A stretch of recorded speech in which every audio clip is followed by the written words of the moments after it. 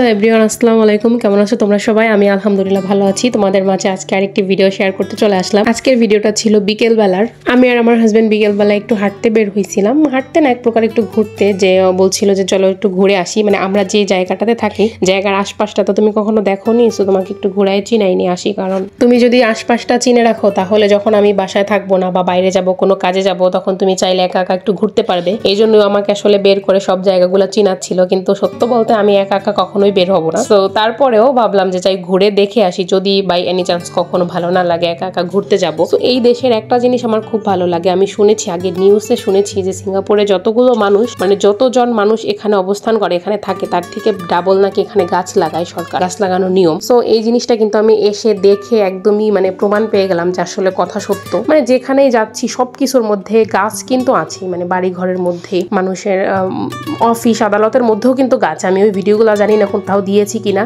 তো সব জায়গায় দেখি গাছ গাছ আছে, গাছ ছাড়া কোনো জায়গাই নাই। আমরা যে জায়গাতে থাকি এই জায়গাটা হচ্ছে এখানে বেশিরভাগই বাংলো হাউস। সো এই বাংলো হাউস, আমি কি বলি, আমি এখান থেকে ঘুরলে আমি এটা বলি যে এটা হচ্ছে সিঙ্গাপুরের গ্রাম। মানে এই হাউসগুলো এত সুন্দর লাগে আমার কাছে দেখতে। আমি এগুলো আগে মুভিতে দেখতাম। আমার সত্য বলতে এই জায়গাগুলো খুব ভালো লাগে। ওই বড় বড় বিল্ডিংয়ে না থেকে এই হাউসগুলোতে থাকা মানে সত্যি বিশাল ব্যাপার। আমার খুব খুব ভালো লাগে এই হাউসগুলো। তো আমাকে বলছিল যে সামনে ছোট্ট একটা পার্ক আছে, চলো তোমাকে ঘুরাই নিয়ে আসি। আর এই দেশের পার্ক মানে তো বুঝিনি শুধু খোলামেলা হাঁটার জায়গা, এটা এই দেশের পার্ক। মানে এই দেশে মানুষ তো অনেক ভিড় ভাট্টার মধ্যে থাকে, কাজের মধ্যে থাকে। সো যখন ফ্রি থাকে তারা হচ্ছে পার্কে যায়। আর পার্কগুলো এমন থাকে যেখানে হচ্ছে একদম ফাঁকা থাকে, ফাঁকা ফাঁকা জায়গা। মানে অনেক পার্কগুলোতে ওরা হচ্ছে ব্যায়াম করে বেশিরভাগ। এই দেশের মানুষ কিন্তু শরীর ফিটনেস নিয়ে খুবই খুবই চিন্তা করে। আমি দেখেছি একদম যাদের অনেক বয়স হয়ে গেছে তারাও ব্যায়াম করে। মানে যখন বিকালবেলা বের হই বা অন্য কোনো পার্কে, আগে একটা পার্কে গিয়েছিলাম, বা যখন হাঁটাচলা করি, তখন সবসময় দেখি যে বিকেলবেলা মানুষ ব্যায়াম করে। এবং তাদের হচ্ছে রাতের বেলাও করে, অনেকে রাতের বেলাও করে। আর তাদের বয়স মনে করেন 70, 80, 90ও আছে। এরাও হচ্ছে ব্যায়াম করে, শরীরটাকে ফিট রাখে। সত্যি দেখে ভীষণ ভালো লাগলো। আর আমরা তো মনে করেন যে এই আমাদের এই বয়সেই তাই আমরা ব্যায়াম করতে চাই না, ব্যায়াম করি না, করতে চাই নাকি। সো দেখতে দেখতে আমরা সেই পার্কে চলে আসলাম। পার্ক মানেই এটা। মানে আমি আগে একটা পার্কের ভিডিও দিয়েছিলাম, আপনারা হয়তো দেখলে বলবেন যে এটা কেমন পার্ক। এটা পার্ক এরকমই হয়। পার্কে শুধু কিছু বাচ্চাদের খেলার জিনিস থাকে, বাকি সব এরকম খোলামেলা চিকন চিকন রাস্তার মতো থাকে, যেখানে মানুষ হচ্ছে ব্যায়াম করতে পারবে, দৌড়তে পারবে, এই জিনিসগুলো থাকে। এর বাইরে কিছুই না। এদেশের পার্কগুলো এরকমই হয়। তবে ভালোই লাগলো দেখে, খারাপ না, কারণ এদেশে মানুষ ফিটনেস নিয়ে অনেক চিন্তা করে। সো এই জন্য আর কি পার্কগুলো এরকম রাখা হয়েছে। পার্কগুলোতে মানুষ গিয়ে হচ্ছে ব্যায়াম করে, হাঁটাচলা করে, দৌড়াদৌড়ি করে, দেখে ভালো লাগে। হাঁটতে হাঁটতে এই দেশের কিছু আপাদের সাথে দেখা হয়ে গেল। এরা আসলে ছবি তুলতেছিল। সো আমরা ভিডিও করতেছি দেখে ওরা আসলে ছবি করে থামিয়ে দিল, বলতেছে আপনারা ক্যারি অন, আমরা করতেছি। ওরা ভাবছে যে আমরা ওখানে মনে হয় ছবি তুলবো। আমি বলছি না, ওকে। আমি বলিনি, আমার হাজব্যান্ড বলছে না, ইটস ওকে, তোমরা ছবি তোলা। সো ওরা ছবি তুলতেছিল, দেখে ভালোই লাগলো। এদেশের মানুষগুলো সত্যি মন খুব ভালো। ওরা, আমরা যখন রাস্তা দিয়ে হেঁটে যাই, একটা জায়গা মেইন রোডের সাইডে একটা চিকন করে জায়গা থাকে, ওখানে অনেকে সাইকেল চালায়, আরো কি কি যেন বলে, এগুলো চালায়। সো ওরা ওগুলো চালিয়ে যখন যায়, আমরা হাঁটতেছি, আমরা তো জানি না পিছন থেকে কি আসতেছে। এখানে কিন্তু হর্ন বাজানো একদমই নিষেধ। হর্ন কিন্তু মানুষ বাজায় না, মানে একদমই সাউন্ড করে না। সো যখন পিছন থেকে আসে, আমরা যদি মানে বুঝতে পেরে একটু সাইড দিই, ওরা হেসে সুন্দর করে একটা থ্যাংক ইউ বলে, যেটা সত্যি আমার খুব ভালো লাগে। এদেশের মানুষের মন মানে তখনই বোঝা যায় যে আসলে মনটা কত সুন্দর। এইটুকু মানে সাইড তো তাদের আমাদের দিতেই হবে। আর আমাদের বাংলাদেশের মানুষ হলে আমরা কি করতাম, এই রাস্তার মাঝখান দিয়ে হাঁটতা সুস্কির লেগে সাইড দেশ না, আবার এই করা লাগে সেই করা লাগে, আমরা এরকমই বলতাম। কিন্তু এই দেশের মানুষ সত্যি ওদের মন খুবই ভালো। যাই হোক, হাঁটতে হাঁটতে পার্ক পর্যন্ত চলে গেছিলাম। তো ওখানে গিয়ে আমি আসলে সবার সাথে কথা বলছিলাম এখানে। সো কথা বলতেছিলাম আর একটু হেঁটে হেঁটে ভিডিও করছিলাম। তারপর আর কি আমার বর তো ওই পার্কে বসে এক ঘুম দিয়েই ফেলছে। মানে আমি হাঁটাহাঁটি করছিলাম আর কথা বলতেছিলাম, ওইদিকে সে বসেছিল। তো বসতে বসতে সে ঘুমিয়ে গেছে। আমি গিয়ে দেখি সে ঘুমিয়ে গেছে। তো ও ক্লান্ত ছিল একটু। তো বলছিলাম চলো তাহলে বাসায় চলে যায়, বাসায় গিয়ে তুমি রেস্ট নিও। কিন্তু বলছে না, তাহলে ঘুরতে আসছি, ঘুরি, কোনো সমস্যা নেই।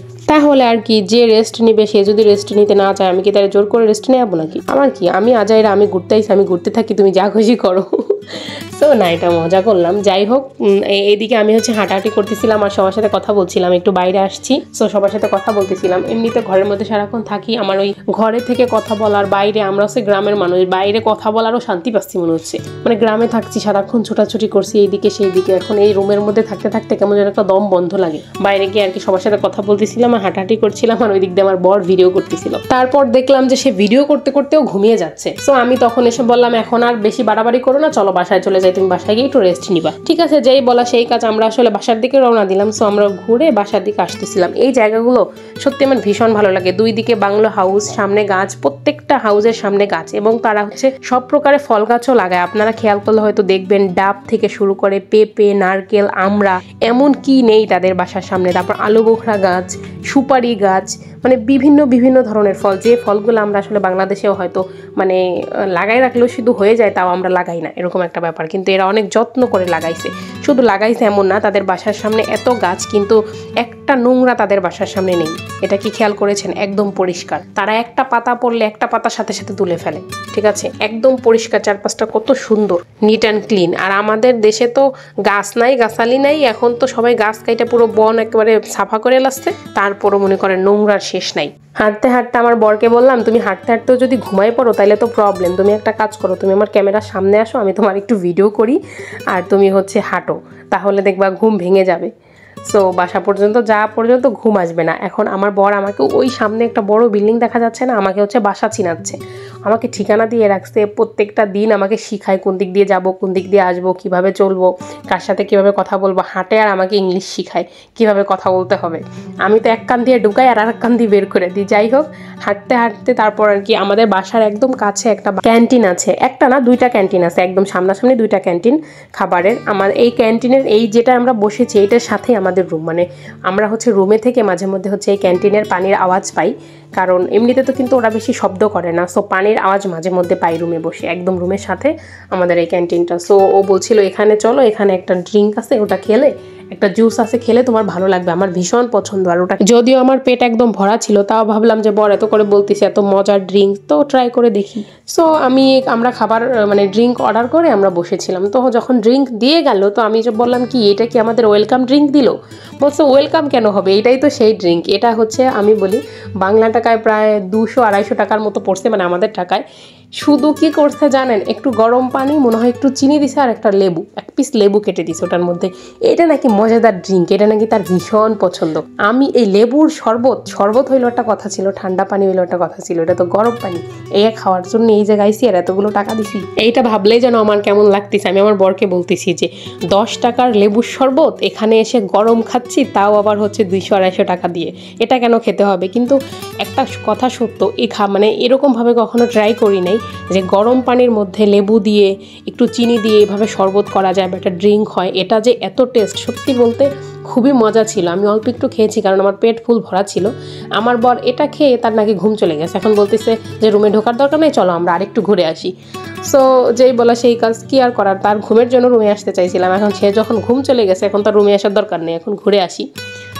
তো আমার একটা জিনিস খুব অবাক লাগলো যে আসলে বিদেশ তো বিদেশি মানুষ যে কয় বিদেশে যেরকম ইনকাম সেরকম খরচ, শুধু শুধু কি কয় 10 টাকার শরবত, তাও গরম খেলাম এতগুলো টাকা দিয়ে। যাই হোক, তবে আমি আমার বরকে ওই দিনই বলছি যে এরপরে আর বাইরে এইটা খাওয়া যাইব না, আমার লেবু এনে দিবা, চিনি এনে দিবা, আমি বাসায় তোমার বানাই দিব গরম পানি করে, কোনো ব্যাপার না, এটা বানানো ঠিক আছে। কিন্তু স্বাদটা খুব মজার ছিল, মানে একটু নতুন কিছু খেলাম, কিন্তু নতুন কিছু যে খারাপ লাগছে বা এরকম গরম পানির মধ্যে খেলাম যে খারাপ লাগছে এরকমটা না, খুবই মজা লাগছে। কেন আমি বলতে পারবো না, আমার কাছে খুব মজা লাগছে। তো ওখান থেকে ড্রিঙ্ক খেয়ে আমরা আবার একটু মানে অন্য সাইডে গেছিলাম, কারণ হচ্ছে ওই যে আমার বরের ঘুম চলে গেছে, এখন তো আর বাসায় যাবে না, এই জন্য অন্য সাইডটা একটু হাঁটাহাঁটি করছিলাম। এখানে এভাবে ঘুরতেই ভালো লাগে আমার মতে, দূরে কোথাও না গিয়ে আমার বাসার আশপাশে যে জায়গাগুলো আছে এই জায়গাগুলো ঘুরলেই তো ঘোরা হয়ে যায়।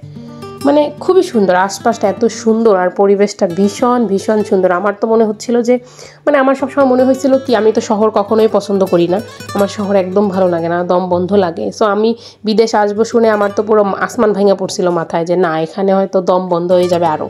কিন্তু এই চারপাশটা এত মানে সুন্দর, পরিবেশটা এত ফাঁকা, এত চুপচাপ, আমার মনে হয়েছিল যে হাত খুলে এখানে দৌড়াই। সো 2-3টা দৌড়ও দিছিলাম। যাই হোক, আমরা ঘোরাঘুরি শেষ করে বাসায় চলে আসছি। সো ভিডিওটা আজকে এখানেই শেষ করবো। যে ভিডিওটা এতক্ষণ দেখলেন সবাইকে অসংখ্য অসংখ্য ধন্যবাদ।